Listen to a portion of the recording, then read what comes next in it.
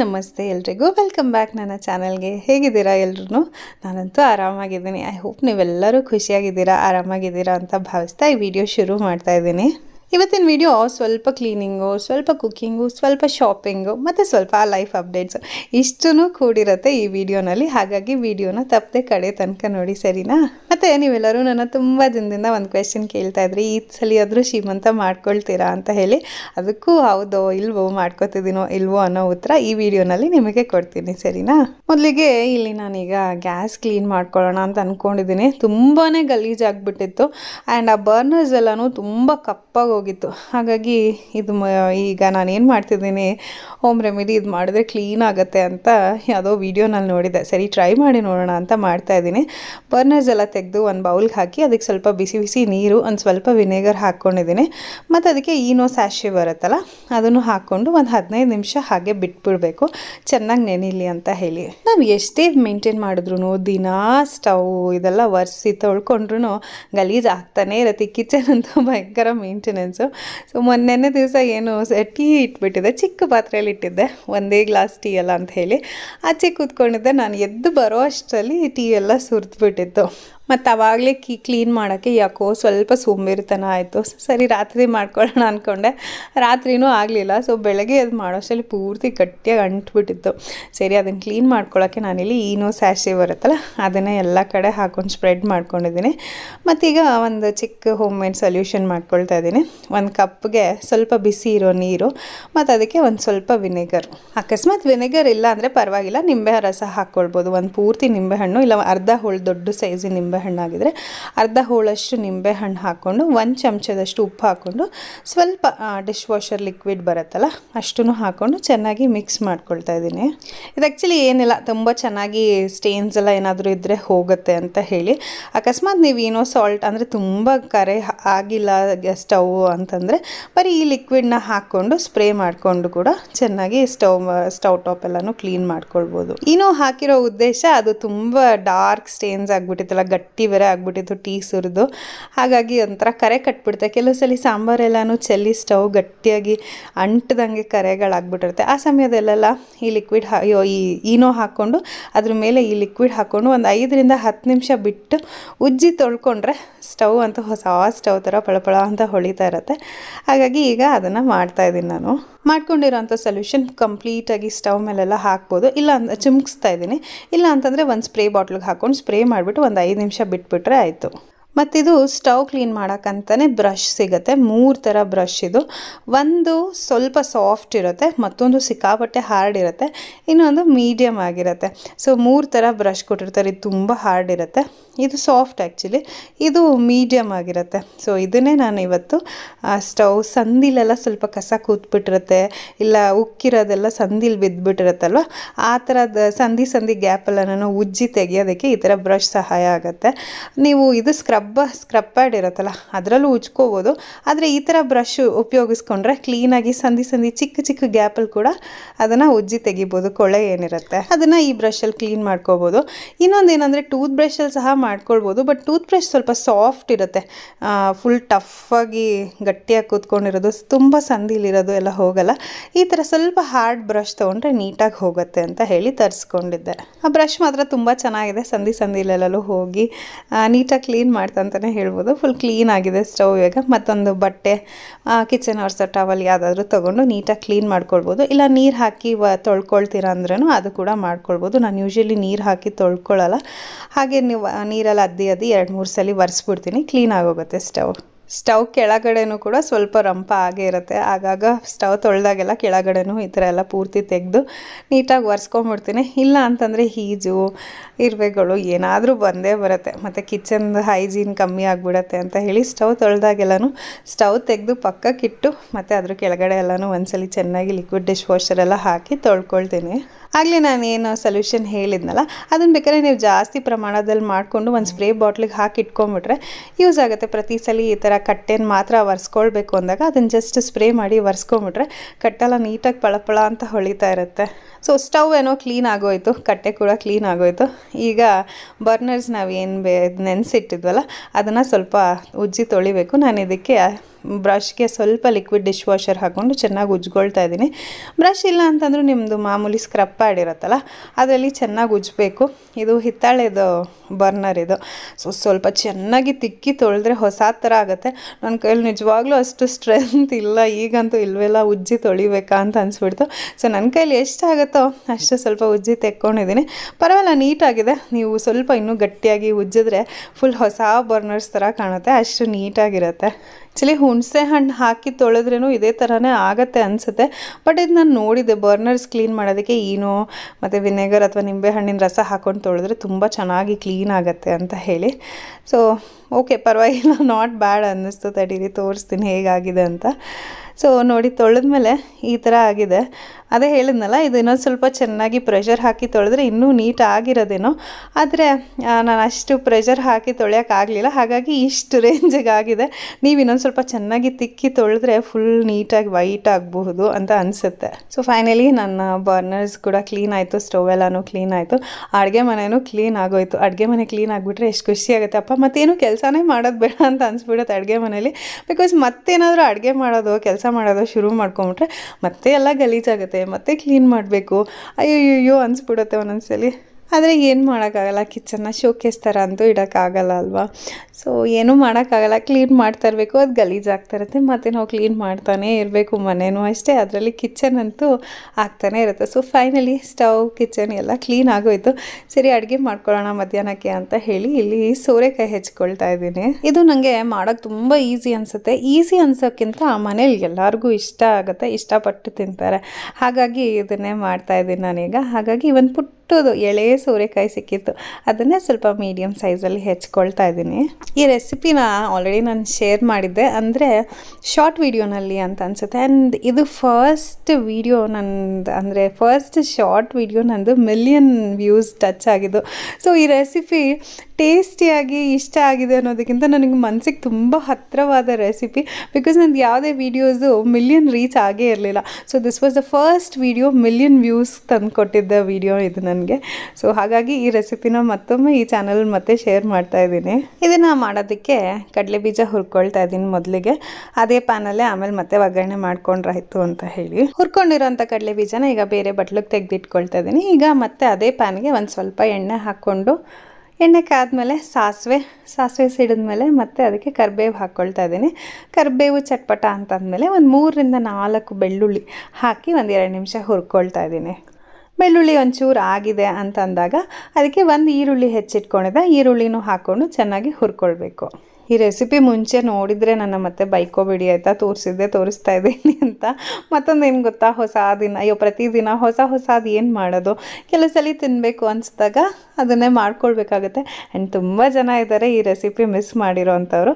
So ಅವ್ರಿಗೋಸ್ಕರ ಮತ್ತೊಂದು ಸಲ, ಆ್ಯಂಡ್ ತುಂಬ ಜನ ನೋಡಿರ್ತೀರ ಆದರೆ ಮರ್ತು ಹೋಗಿರ್ತೀರ. ಸೊ ಹಾಗಾಗಿ ಮತ್ತೊಂದು ಸಲ ನೋಡಿಕೊಂಡ್ರೆ ನಿಮ್ಮ ಮನೇಲಿ ಮತ್ತೆ ಇವತ್ತು ಮಾಡ್ಕೊಂಡು ತಿನ್ಬೋದಲ್ವ, ಚಪಾತಿ ಜೊತೆ ಆಗಲಿ ಅನ್ನದ ಜೊತೆ ಆಗಲಿ ತುಂಬ ಚೆನ್ನಾಗಿರುತ್ತೆ. ಹಾಗಾಗಿ ಮತ್ತೊಂದು ಸಲ ಹಾಕ್ತಾಯಿದ್ದೀನಿ. ಈರುಳ್ಳಿನ 1-2 ನಿಮಿಷ ಬಾಡಿಸ್ಕೊಂಡ್ಮೇಲೆ ಟೊಮೆಟೊ ಒಂದು ಟೊಮೆಟೊ ತೊಗೊಂಡು ಉದ್ದುದ್ದಕ್ಕೆ ಹೆಚ್ಕೊಂಡಿದ್ದೀನಿ. ಈಗ ಅದನ್ನು ಹಾಕ್ಕೊಂಡು ಅದು ಒಂದು ಸ್ವಲ್ಪ ಸಾಫ್ಟ್ ಆಗೋವರೆಗೂ ಹುರ್ಕೊಳ್ಬೇಕು. ಟೊಮೆಟೊ ಒಂಚೂರು ಸಾಫ್ಟ್ ಆಗಿದೆ ಅಂತಂದಾಗ ಮನೇಲೇ ಮಾಡಿರೋ ಅಂತಹ ಸಾರಿನ ಪುಡಿ ಹಾಕ್ಕೊಳ್ತಾ ಇದ್ದೀನಿ ನಾನು. ಅದನ್ನು ಹಾಕ್ಕೊಂಡು ಚೆನ್ನಾಗಿ 1-2 ನಿಮಿಷ ಹುರ್ಕೊಂಡ್ಬಿಟ್ಟು ಅದಾದಮೇಲೆ ಹೆಚ್ಚಿಟ್ಕೊಂಡಿರ್ತೀವಲ್ವ ಸೋರೆಕಾಯಿ, ಅದನ್ನು ಹಾಕಿಬಿಟ್ಟು 1-2 ನಿಮಿಷ ಹಾಗೆ ಮಿಕ್ಸ್ ಮಾಡ್ಕೊಳ್ಬೇಕು. ಮಸಾಲೆ ಎಲ್ಲ ಹೊಂದ್ಕೊಳ್ಳೋವರೆಗೂ ಮಿಕ್ಸ್ ಮಾಡಿಕೊಂಡು ಅದಾದಮೇಲೆ ಒಂದು ಅರ್ಧ ಲೋಟದಷ್ಟು ನೀರು ಹಾಕ್ಕೊಳ್ಬೇಕು. ನನಗಂತೂ ಮೊದಲೆಲ್ಲ ಸೋರೆಕಾಯಿ ಅಂದರೆ ಇಷ್ಟನೇ ಆಗ್ತಾ ಇರಲಿಲ್ಲ. ಅದರಲ್ಲೂ ಸೋರೆಕಾಯಿ ಹುಳಿ ಮಾಡಿಬಿಟ್ರಂತೂ ಅಪ್ಪ, ನನಗಂತೂ ಇದೇ ಇಷ್ಟನೇ ಆಗ್ತಿರ್ಲಿಲ್ಲ.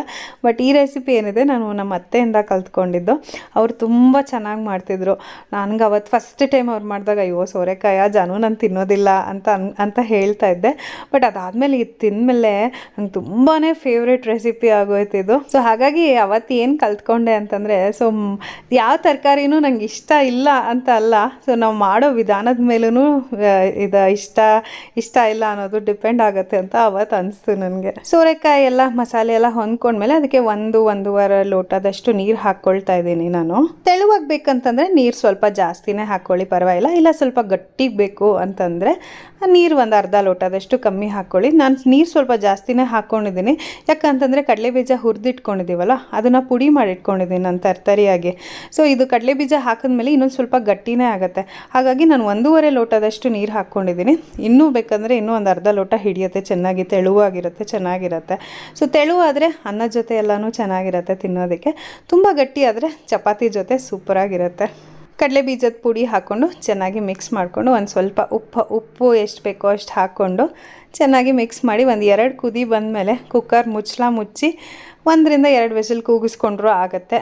ಇಲ್ಲ ಕೂಗಿಸ್ಕೊಳ್ಳೋದು ಬೇಡ ಅಂತ ಅನ್ನೋರು ಹಾಗೆ ಸೋರೆಕಾಯಿ ಹೋಳೆಲ್ಲ ಬೇಯೋವರೆಗೂ ಚೆನ್ನಾಗಿ ಕುದಿಸ್ಕೊಂಡ್ರೆ ಆಯಿತು. ಸೋರೆಕಾಯಿ ಗೊಜ್ಜು ರೆಡಿ ಆಗೋಗುತ್ತೆ. ಇದಕ್ಕೆ ಕೆಲವರು ನನಗೆ ಆ ವಿಡಿಯೋ ಹಾಕಿದಾಗ ಚೆನ್ನಾಗಿ ಕೊತ್ತಂಬರಿ ಸೊಪ್ಪೆಲ್ಲ ಹಾಕಿ ಇನ್ನೂ ಚೆನ್ನಾಗಿರುತ್ತೆ ಅಂತ ಸಜೆಸ್ಟ್ ಮಾಡಿದರು. ಆದರೆ ನಾನು ಇದಕ್ಕೆ ಕೊತ್ತಂಬರಿ ಸೊಪ್ಪೆಲ್ಲ ಏನೂ ಹಾಕಲ್ಲ, ಬಿಕಾಸ್ ನನಗೆ ಅದು ಇಲ್ದಿರಾನೇ ಇದು ಹಾಗೆ ಇಷ್ಟ ಆಗಿದೆ. ಸೊ ಎಕ್ಸ್ಟ್ರಾ ಅಡಿಷನ್ಸ್ ಮಾಡಿ ಟೇಸ್ಟ್ ಏನಾದರೂ ಹಾಳಾಗಿಬಿಟ್ರೆ ಅಂತ ಹೇಳಿ ಹೀಗೆ ಮೇಂಟೈನ್ ಮಾಡ್ತಾಯಿದ್ದೀನಿ ನಾನು ಕಲ್ತ್ಕೊಂಡು ಹಾಗೆಯೇ. ಸೊ ನಿಮಗೂ ಕೂಡ ಹಾಗೆ ತೋರಿಸಿದ್ದೀನಿ. ಸೊ 2 ವಿಸಿಲ್ ಬಿಟ್ಟಿದ್ದೆ, ಚೆನ್ನಾಗಿ ಕೂಗಿದೆ ನೋಡಿ, ಎಷ್ಟು ಚೆನ್ನಾಗಿ ರೆಡಿಯಾಗಿದೆ ಸೋರೆಕಾಯಿ ಗೊಜ್ಜು ಅಂತ. ಸೊ ಅಡುಗೆ ಎಲ್ಲ ಆಯಿತು, ಊಟ ಎಲ್ಲ ಮುಗಿಸಿ ನಾವಿವಾಗ ಹೊರಗೆ ಶಾಪಿಂಗ್ ಹೋಗ್ತಾ ಇದ್ದೀವಿ. ಬರೀ ಶಾಪಿಂಗೇ ಆಗೋಯ್ತು ಈ ತಿಂಗಳೆಲ್ಲನೂ. ಈಗ ಏನು ಶಾಪ್ ಮಾಡೋಕ್ಕೆ ಹೋಗ್ತಾ ಇದ್ದೀವಿ ಅಂದರೆ ನಮ್ಮ ಸಮನ್ವಿ ಪುಟಾಣಿಗೆ ಜೀಪ್ ಬೇಕಂತೆ ಓಡಿಸೋದು. ಆ್ಯಕ್ಚುಲಿ ಅವಳಿಗೆ ಗೊತ್ತೇ ಇರಲಿಲ್ಲ. ಮಾಲೆಲ್ಲ ಹೋದಾಗ ಕೂತ್ಕೊಂಡು ಅದರಲ್ಲಿ ಜೀಪ್ ರೈಡೆಲ್ಲ ಹೋಗಿ ಬರ್ತಾರಲ್ವ, ಆ ಥರ ಚೆನ್ನಾಗಿತ್ತು. ಜಾನು ಬಂದುಬಿಟ್ಟು ನಿನ್ಗೆ ಆ ಥರ ಜೀಪ್ ತೆಕ್ಕೊಡ್ಲಾ ಚೆನ್ನಾಗಿರತ್ತೆ ಅಂತ ಹೋದ ವರ್ಷವೇ ಕೇಳಿದ್ದ ಒಂದ್ಸಲಿ. ಅವಳನ್ನ ಕರ್ಕೊಂಡು ಹೋಗಿ ಅಲ್ಲಿ ತೋರಿಸಿದ್ವಿ, ಕೂತ್ಕೊಂಡ್ಬಿಟ್ಟು ಯಾಕೋ ಬೇಡ ಅಂತ ಅಂದ್ಬಿಟ್ಲು. ಆಗಿನ್ನೂ ಪುಟ್ಟವಳು ಸ್ವಲ್ಪ ಹೆದರಿಕೆ ಇತ್ತು ಅಂತ ಅನಿಸುತ್ತೆ, ಹಾಗಾಗಿ ಬೇಡ ಅಂತ ಹೇಳಿದ್ಲು. ಅದಕ್ಕೆ ಈ ವರ್ಷ ಬೇಕು ಅಂತ ಹೇಳಿದ್ಲು. ಮತ್ತೊಂದ್ಸಲಿ ಜಾನು ಕೇಳಿದ್ದಕ್ಕೆ ಹ್ಞೂ ಪಾಪ ಬೇಕು ನನಗೆ ಆ ಥರ ಜೀಪು, ನಾನೇ ಓಡಿಸ್ತೀನಿ, ನಾನು ಬಿಗ್ ಗರ್ಲ್ ಆಗಿದ್ದೀನಲ್ವಾ ಅಂತೆಲ್ಲ ಹೇಳ್ತಾ ಇದ್ಲು. ಸರಿ ಹೋಗಿ ನೋಡ್ಕೊಂಡು ಬರೋಣ ಅಂತ ಹೇಳಿ ಬಾನಸವಾಡಿ ಹತ್ರ ಒಂದು ಈ ಥರ ಹೋಲ್ಸೇಲ್ ಟಾಯ್ ಶಾಪ್ ಇದೆ ಅಂತ ನೋಡಿದ್ವಿ. ಸರಿ ಹೋಗಿ ಅಲ್ಲೇ ಹೋಗಿ ನೋಡಿ ಅವಳಿಗೆ ಯಾವ್ದು ಇಷ್ಟ ಆಗುತ್ತೋ ಅದನ್ನೇ ತೊಗೊಂಡು ಬಂದುಬಿಡೋಣ, ಆನ್ಲೈನ್ ಬುಕ್ ಮಾಡೋದಕ್ಕಿಂತ ಅಲ್ಲೇ ಹೋಗಿ ತೊಗೊಂಡು ಬರೋದು ಬೆಟರ್ ಅಂತ ಹೇಳಿ ಈಗ ಹೊರಟಿದ್ದೀವಿ ನಾವು. So Manvi full excitement, jeep ತೊಗೊಳಕ್ಕೆ ಹೋಗೋಣ ಚೆನ್ನಾಗಿರುತ್ತೆ ಹಾಗೆ ಹಿಂಗೆ ಅಂತ ಮೈಂಡಲ್ಲೇ ಅವಳದೇ ಒಂದು ಜೀಪ್ ಪಿಕ್ಚರ್ ಮಾಡ್ಕೊಂಡು ಬಂದುಬಿಟ್ಟಿದ್ಲು. ಅಲ್ಲಿ ಹೋಗಿ ಅಲ್ಲಿರೋ ವೆರೈಟಿ ಆಫ್ ಜೀಪ್ ಎಲ್ಲ ನೋಡಿ ಅವಳಿಗೆ ಯಾವ್ದು ತೊಗೊಳ್ಬೇಕು ಯಾವ್ದು ಬೇಡ ಅಂತ ಹೇಳೋಕ್ಕೆ ಗೊತ್ತಾಗಲಿಲ್ಲ, ಅಷ್ಟು ಕನ್ಫ್ಯೂಸ್ ಆಗೋಯ್ತು ಅವಳಿಗೆ. ಅಲ್ಲಿ ಅಡ್ರೆಸ್ ಎಲ್ಲ ಹುಡ್ಕೊಂಡು ಹೋದ್ವಿ. ಆಚೆಯಿಂದ ನೋಡಿದಾಗ ಇಸಾಕ ಅಂತ ಅನಿಸುತ್ತೆ, ನಾನು ಕೆಳಗಡೆ ಇದು ಹಾಕಿರ್ತೀನಿ ನಿಮಗೆ ಅಡ್ರೆಸ್ ಲಿಂಕು ಮ್ಯಾಪ್ ಎಲ್ಲ ಹಾಕಿರ್ತೀನಿ ಡಿಸ್ಕ್ರಿಪ್ಷನ್ ಬಾಕ್ಸಲ್ಲಿ, ಚೆಕ್ ಮಾಡ್ಬೋದು. ಅಲ್ಲಿ ಹೋಗಿ ನೋಡಿದ ತಕ್ಷಣ ಅಯ್ಯೋ ಇದೇನು ಹಿಂಗಿದೆ ಒಳಗೆಲ್ಲ ಚೆನ್ನಾಗಿದೆಯಾ ಅಂತ ಆಚೆ ನೋಡಿ ಜಡ್ಜ್ ಮಾಡಿಬಿಟ್ವಿ. ಒಳಗೆ ಹೋದ ತಕ್ಷಣ ಅಯ್ಯೋ ಆ ಥರ ಎಲ್ಲ ಪ್ರೀ ಜಡ್ಜ್ ಮಾಡಬಾರ್ದು ಅಂತ ಎಷ್ಟು ಸಲ ಅಂದ್ಕೊಳ್ತೀವಿ, ಆದರೂ ಹೊರಗಡೆ ಲುಕ್ನ ನೋಡಿ ಮೋಸ ಹೋಗಿಬಿಡ್ತೀವಿ.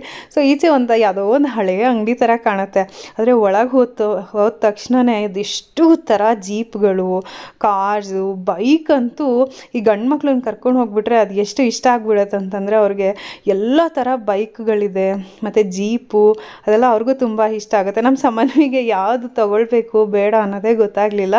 ಜೀಪ್ಗಿಂತ ಹೆಚ್ಚಾಗಿ ಅಲ್ಲಿ ಪುಟ್ ಬೈಕ್ ಇತ್ತು, ಸ್ಕೂಟಿ ಥರ, ವೆಸ್ಪಾ ಥರ ಆ ಥರ ಎಲ್ಲ ಗಾಡಿಗಳಿತ್ತು.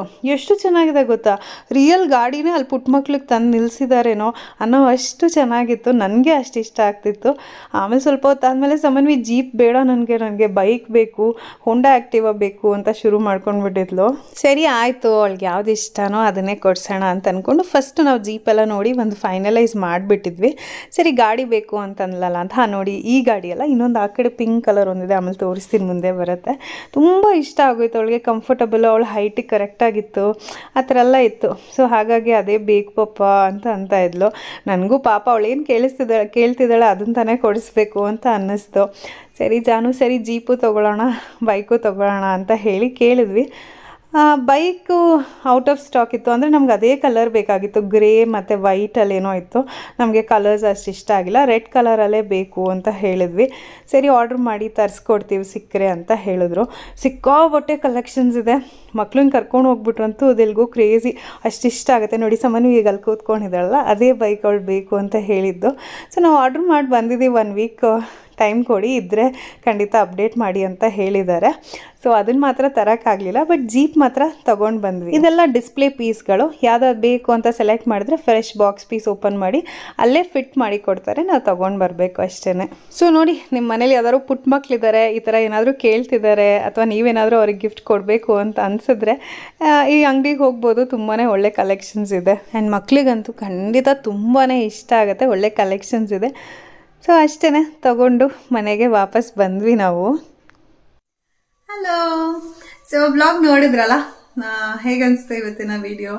ಸೊ ಸಮನ್ವಿಗೆ ತುಂಬ ದಿವಸದಿಂದ ಕೇಳ್ತಿದ್ಲು ಅದರ ಜೀಪ್ ಬೇಕು ಅಂತ ಹೇಳಿ, ನಾವು ಹೋದ ವರ್ಷನೇ ಕೊಡಿಸ್ತೀವಿ ಅಂದ್ವಿ. ಅವಳು ಅವಾಗ ಬೇಡ ಅಂದ್ಲು, ಇವಾಗ ಮತ್ತೆ ಬೇಕು ಅಂದ್ಲು. ಸೊ ಬುಕ್ ಎಲ್ಲ ಮಾಡಿ ಬಂದಿದ್ದೀವಿ. ಸೊ ನಾಳೆ ಬಂದ್ಬಿಡತ್ತೆ ಅಥವಾ ನಾವೇ ಹೋಗಿ ತಗೊಂಡ್ ಬರ್ಬೇಕಾಗತ್ತೆ. ಎನಿವೇಸ್, ಈಗ ಫಸ್ಟ್ ಪಾರ್ಟ್ ಆಫ್ ದ ವಿಡಿಯೋಗಿಂತ ನಾನು ಏನ್ ಅಪ್ಡೇಟ್ ಹೇಳ್ತೀನಿ ಅಂತ ಸುಮಾರು ಜನ ಕಾಯ್ತಿದ್ದೀರ ನಂಗೆ ಗೊತ್ತು. ಆಕ್ಚುಲಿ ನಂದು 7ನೇ ತಿಂಗಳು ಶುರುವಾಯ್ತು ಅಂತ ಹೇಳ್ದಾಗ್ಲೇ ಸುಮಾರು ಜನ ಈ ಸಲ ಸೀಮಂತ ಮಾಡ್ಕೊಳ್ತೀರಾ, ಆರತಿ ಮಾಡ್ಕೊಳ್ತೀರಾ ಅಂತ ತುಂಬಾ ಜನ ಕೇಳಿದ್ರಿ. ಇನ್ನು ಸ್ವಲ್ಪ ಜನ ನನ್ನ ಫಸ್ಟ್ ಪ್ರೆಗ್ನೆನ್ಸಿ ಜರ್ನಿ ವಿಡಿಯೋ ನೋಡಿರೋರು ಈ ಸಲಿನಾದ್ರೂ 7ನೇ ತಿಂಗಳಿಗೆ ನಿಮ್ಗೆ ಇಷ್ಟ ಇರೋ ತರ ಮಾಡ್ಕೊಳ್ಳಿ ಆರತಿ, ಸೀಮಂತನ ಅಂತ ಎಲ್ಲ ಹೇಳಿದ್ರಿ ತುಂಬಾ ಜನ. ನಂಗೆ ಅದನ್ನೆಲ್ಲ ಓದ್ತಿದಾಗ ತುಂಬಾನೇ ಖುಷಿ ಆಗೋದು. ಹೌದು, ಈ ಸಲ ನಾನು ಶ್ರೀಮಂತ ಮಾಡ್ಕೊಳ್ತಾ ಇದ್ದೀನಿ. ಸೊ ಇದು ಜಾನು ಆಸೆ ಕೂಡ, ನನಗೂ ತುಂಬಾನೇ ಆಸೆ. ಸೊ ಗೊತ್ತಿಲ್ಲ, ಇನ್ನೊಂದ್ಸಲಿ ಇದೆ ನನ್ನ ಕಡೆಯ ಪ್ರೆಗ್ನೆನ್ಸಿ ಕೂಡ ಆಗಿರಬಹುದು. 2 ಮಕ್ಕಳು ಸಾಕು ಅಂತ ಅನ್ಕೊಂಡಿದೀವಿ.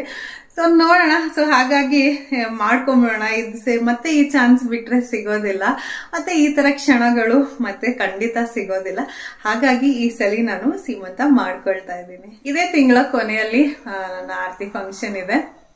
ಸೊ 7ನೇ ತಿಂಗಳಲ್ಲೇ ಈ ಸಲ ಮಾಡ್ಕೊಳ್ತಿದ್ದೀನಿ. ಯೂಶಲಿ ಮೊದ್ಲೆಲ್ಲಾನು 7ನೇ ತಿಂಗಳಿಗೆ ಮಾಡೋರಂತೆ, ನಂಗೂ ಗೊತ್ತಿಲ್ಲ. ಆದ್ರೆ ನಾನು ಹೋದ್ಸಲಿ 9ನೇ ತಿಂಗಳಲ್ಲಿ ಮಾಡ್ಕೊಳ್ಳೋಣ, ಚೆನ್ನಾಗಿರುತ್ತೆ, ಬಂಪ್ ಇನ್ನೂ ಚೆನ್ನಾಗಿ ಕಾಣುತ್ತೆ ಅಂತ ಏನೇನೋ ಕಲ್ಪನೆಗಳಲ್ಲಿ 9ನೇ ತಿಂಗಳವರೆಗೂ ಪುಷ್ ಮಾಡಿ ಸೊ ಅದು ಆಗ್ಲೇ ಇಲ್ಲ. ಸೊ ಈ ಸಲ ಆ ರಿಸ್ಕೇ ತಗೊಳೋದ್ ಬೇಡ, 7ನೇ ತಿಂಗಳಿಗೆ ಮಾಡ್ಕೊಂಬಿಡೋಣ ಅಂತ ಹೇಳಿ ಮಾಡ್ಕೊಳ್ತಾ ಇದ್ವಿ. ಅದಕ್ಕಾಗೋ ಪ್ರಿಪ್ರೇಷನ್ಸ್ ಎಲ್ಲ ಕೂಡ ಈ ತಿಂಗಳು ಮಾಡ್ಕೊಳ್ತಾನೆ ಇದ್ದೀನಿ. ಅಷ್ಟೇ, ಮತ್ತೇನೂ ಇಲ್ಲ. ಈ ವಿಷಯ ನಿಮ್ಮೆಲ್ಲರ ಹತ್ರ ಹೇಳ್ಬೇಕಾಯ್ತು, ಹೇಳ್ಕೊಂಡಿದ್ದೀನಿ.